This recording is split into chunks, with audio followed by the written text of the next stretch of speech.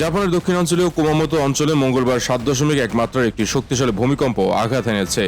দেশটির আবহাওয়া সংস্থা জাপান মেটিওরোলজিক্যাল এজেন্সি বা জেএমএ এই তথ্য জানিয়েছে।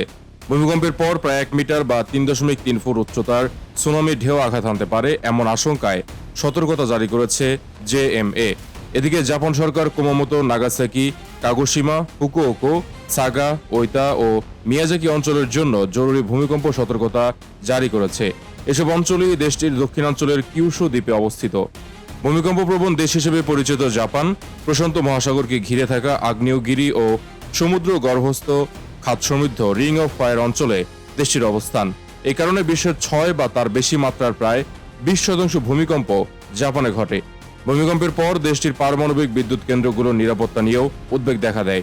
তবে বিদ্যুৎ উৎপাদনকারী প্রতিষ্ঠান কিউশু ইলেকট্রিক পাওয়ার জানিয়েছে, সেন্দাই ও গেনকাই পারমাণবিক বিদ্যুৎ কেন্দ্রে এখন পর্যন্ত কোনো ধরনের সমস্যার খবর পাওয়া যায়নি। অন্যদিকে ভূমিকম্পের পর সতর্কতামূলক ব্যবস্থা হিসেবে রেল চলাচল সাময়িকভাবে বন্ধ করে দিয়েছে রেল পরিচালনাকারী প্রতিষ্ঠান জেআর কিউশু। এর মধ্যে জাপানের উচ্চগতির শিনকানসেন ট্রেন পরিষেবাও রয়েছে। ভূমিকম্পের পর সম্ভাব্য সুনামি ও পরবর্তী কম্পনের ঝুঁকি মোকাবেলায় পরিস্থিতি পর্যবেক্ষণ করছে দেশটির সংশ্লিষ্ট কর্তৃপক্ষ। নিয়মিত আপডেট জানতে আমাদের চ্যানেলটি সাবস্ক্রাইব করে সাথেই থাকুন।